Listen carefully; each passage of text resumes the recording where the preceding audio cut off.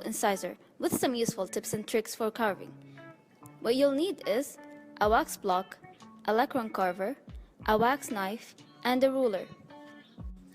First, you'll start by marking the sides of the wax block: B for buccal, M for mesial, L for lingual, and D for distal. Next, carve a vertical line at the center of each aspect using your lacron carver. This will help you accurately plot your measurements on the wax block. Now you can start placing your measurements on each aspect using the lacron carver and ruler. Let's start with the buccal aspect. Using the incisal edge of the wax block as reference, measure 11.5 mm at the center of the buccal aspect to mark the length of the tooth. For the medial-distal dimension of the crown, mark 4.75 mm on each side of the central line at the incisal edge. This adds up to 9.5 mm. The medial-distal dimension of the crown at the cervical portion is 8 mm. Carve this by following the previously mentioned technique and plot 4 mm on each side of the vertical line. Next, extend 3 mm of the cervical portion of the crown to mark the root. After you set your measurements, use your lacron carver to draw the outline of the tooth, keeping in mind that the mesial outline of the central incisor is straight, while the distal outline is more convex. Remember that the crest of curvature is located mesially on the incisal third and distally on the middle third.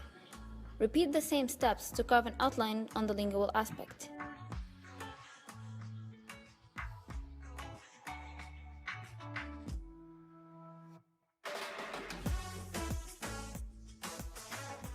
Now you're ready to start carving. Start carving from the buccal aspect and move towards the lingual using a wax knife.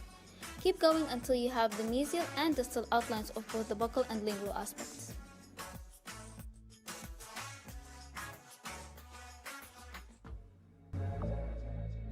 Once that is done, draw a vertical line down the middle of the mesial and distal sides of the block. Next, mark 8 mm for the labiolingual dimension to serve as guidelines for your outline. Lastly, mark 7 mm at the cervix.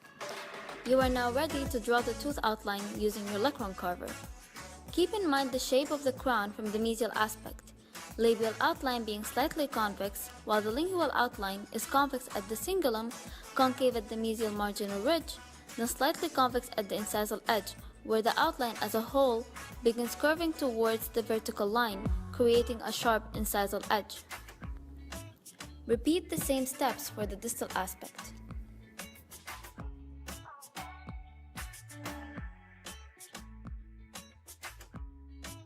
Now, you can start carving the mesial and distal aspects. Use your wax knife for initial carving, then move on to using the lacron carver for smoother finishing.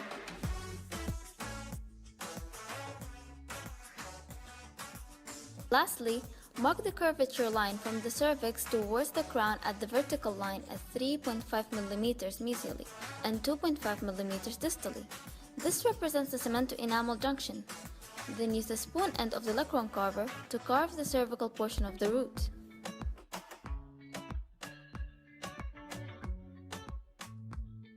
Now, use your lacron carver to carve the distal and mesial sides of the temporary cingulum until you form a rounded cingulum.